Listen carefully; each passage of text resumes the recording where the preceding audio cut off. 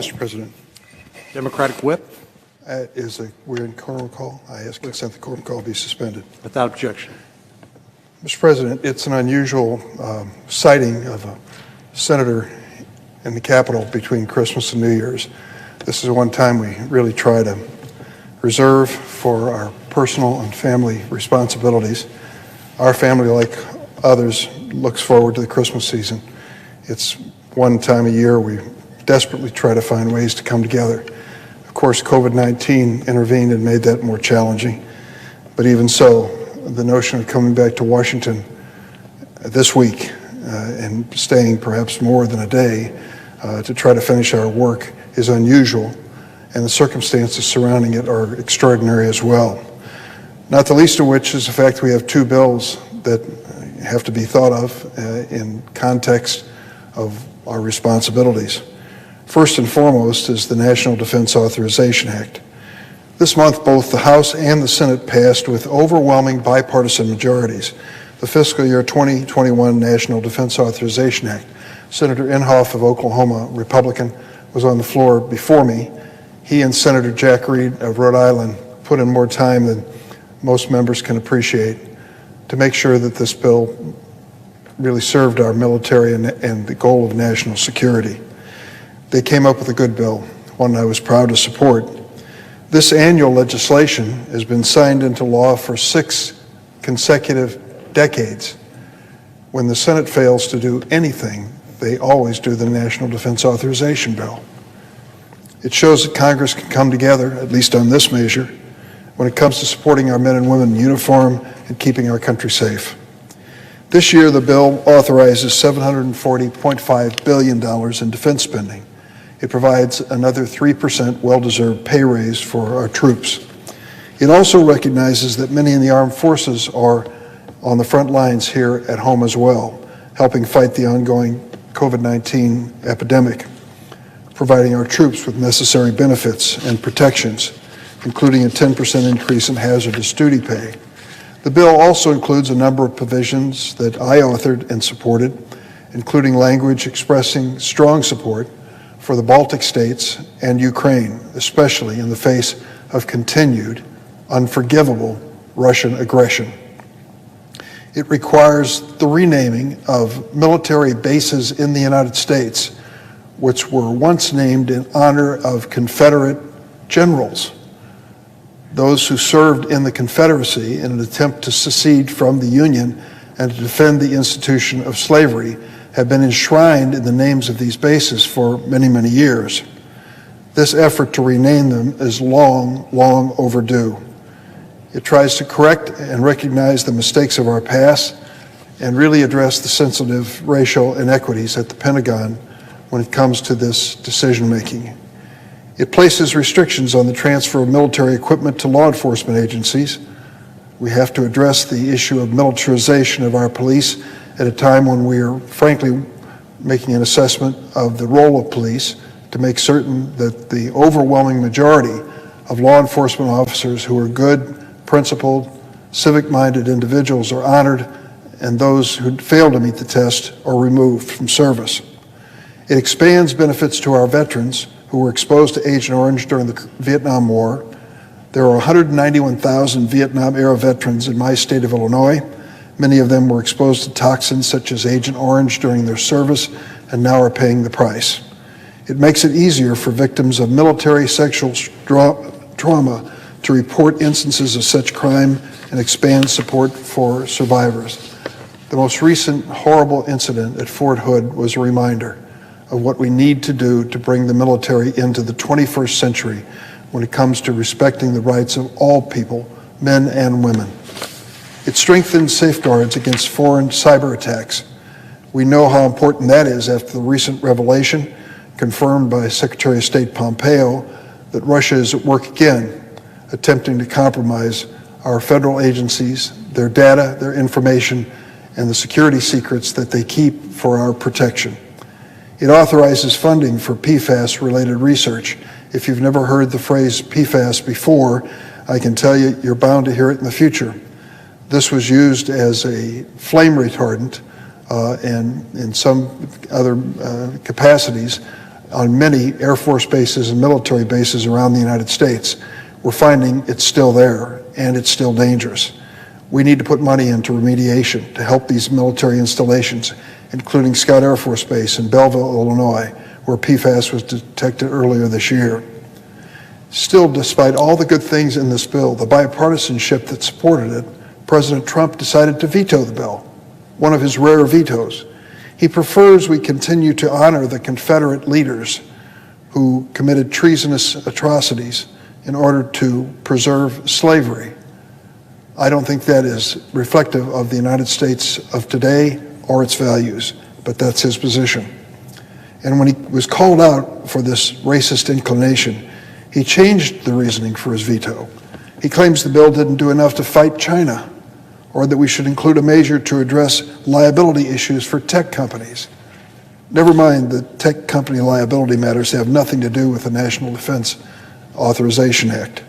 He just doesn't like that there's criticism coming down for some of the misstatements and lies and disinformation he's been spreading on social media. The president also fails to recognize that this defense authorization bill, in fact, does get tough on China, creates a new Pacific deterrence initiative that puts America back in the seat of leadership in that region where we need to be. The Trump administration could have started this initiative on its own. They did not. So Congress stepped up and created this security partnership because the White House was asleep at the wheel. At the end of the day, I suppose we can't expect anything more from a president who has denigrated our troops by calling them suckers and losers.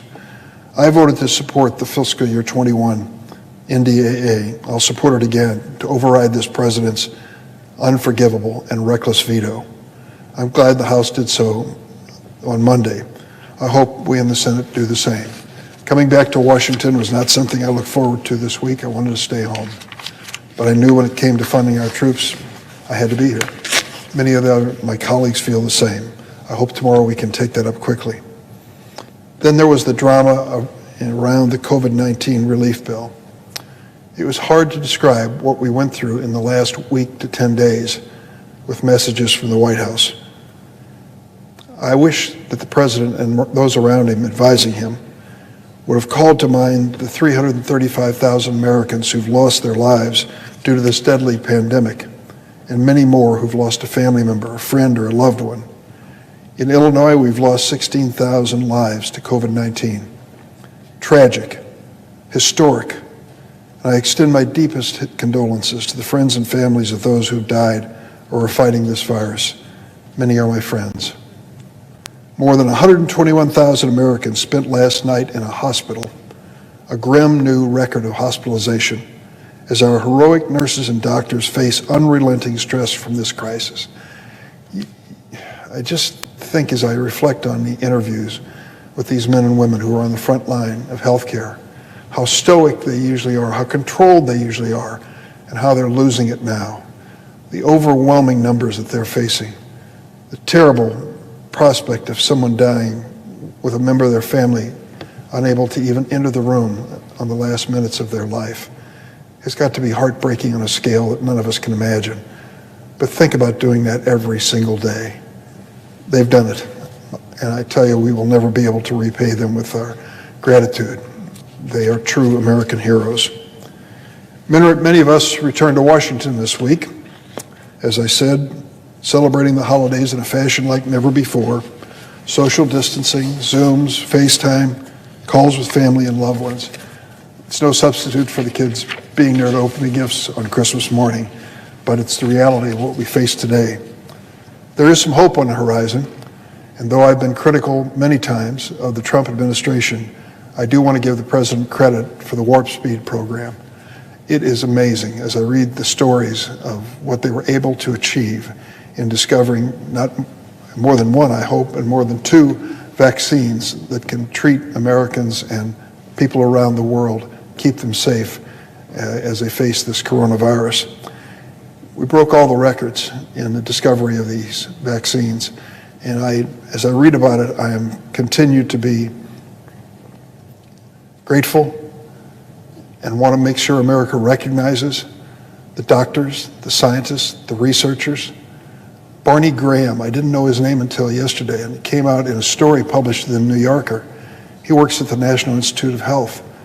He's given a great deal of credit for the breakthrough in the first 2 vaccines that have been approved, and others just like him. I want to salute Dr. Francis Collins at the National Institutes of Health, Dr. Anthony Fauci, both of whom have become my friends over the years, and what a job they've done for America. So many more deserve recognition, and I hope there'll be an opportunity to give it to them. But the fact is, these doses of vaccines are starting to move across the country. In last week, Illinois, I'm proud to say, led the nation. I congratulated our governor, J.B. Pritzker, yesterday. More than 100,000 healthcare workers received their first shots last week. I asked him why we led, and he said, I don't know. We just put together our own program of distribution, and it worked. Thank goodness it did. Lives will be saved because of it. But there's so much more to do. Progress in administering the vaccine has been slow, as we still struggle to reach the hardest hit areas, and the rosy projections from the administration have not come to fruition yet. But the fact is, we have 2 viable vaccines. That is miraculous. I look forward to the new administration, the Biden administration's new management of this effort, and I'm glad Congress came together to pass a relief bill, which included $30 billion for vaccine development and distribution. When the president said he wasn't going to sign this bill, I thought, how can he say that? He should be taking credit, rightfully, for the Warp Speed program and his role in seeing that program move forward, instead of complicating the distribution of the vaccine by threatening to veto the bill. Fortunately for us, in the end, he signed the bill. On Sunday evening, the president signed the bipartisan annual spending bill and the COVID-19 relief bill. There were complaints about the size of the bill. Well, the entire federal budget was included in that bill, as well as the COVID-19 relief undertaking, as well as many other bills, such as the Water Resources Development Act. All of these are major pieces of legislation. They were combined in one bill that went way beyond 5,000 pages. Unfortunately, the president delayed in signing the bill and created needless uncertainty in America, particularly among the unemployed and others who are suffering from this public health and economic crisis. This agreement provides much needed support for many of them, and they'll have some delay in receiving their checks because of the president's period of indecision. Enhanced unemployment benefits at $300 a week and an extension of the unemployment program created under the CARES Act through March 14th will bring real relief to many millions of families.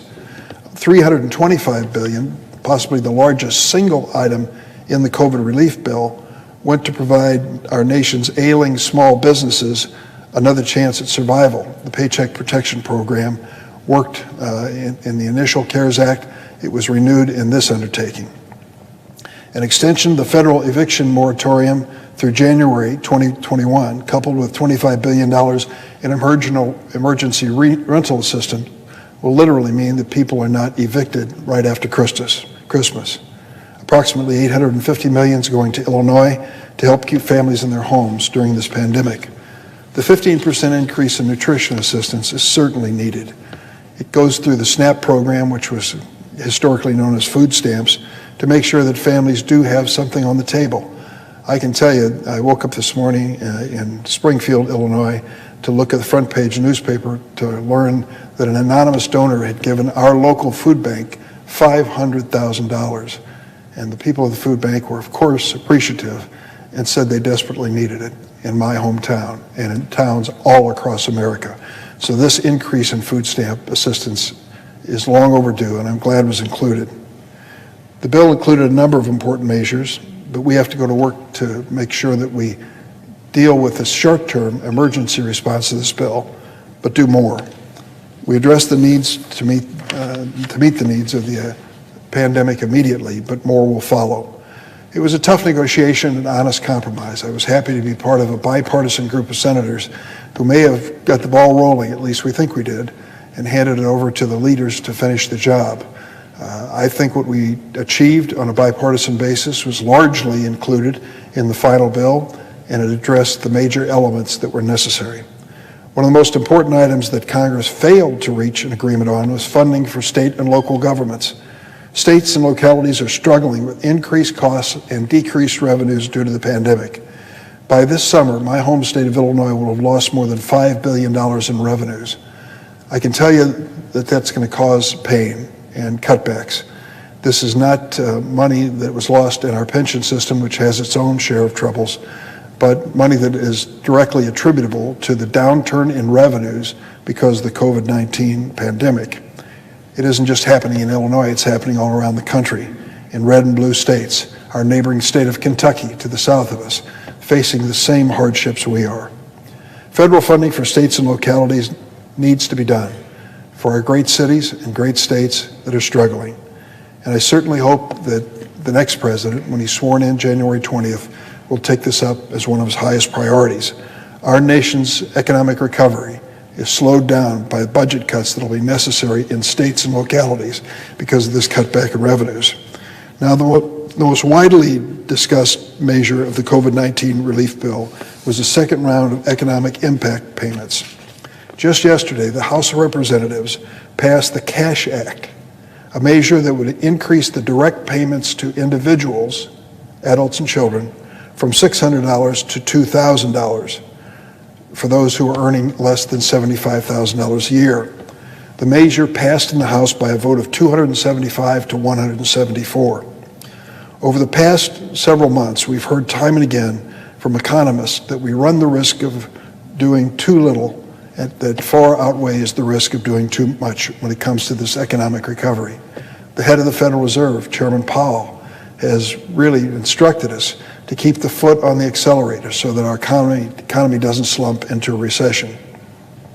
At a time when so many American families are laid off, unemployed, and simply struggling to get by, there is nothing more invigorating to the economy than to have a cash infusion. Those with limited resources, battling to pay bills, turn around and spend that money quickly. They don't solder it away for some future rainy day. They need it now, and that's why we should seriously consider this.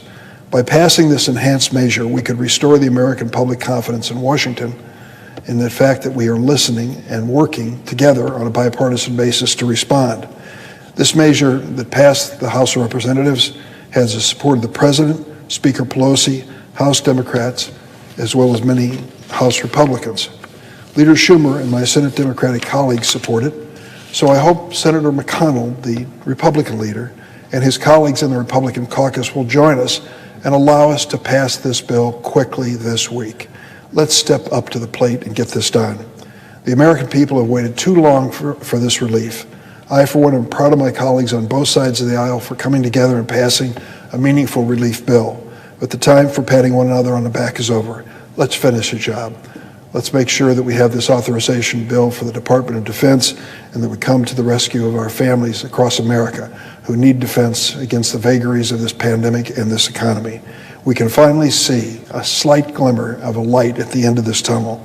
If we want to address the needs of Americans in crisis, it starts with passing this legislation.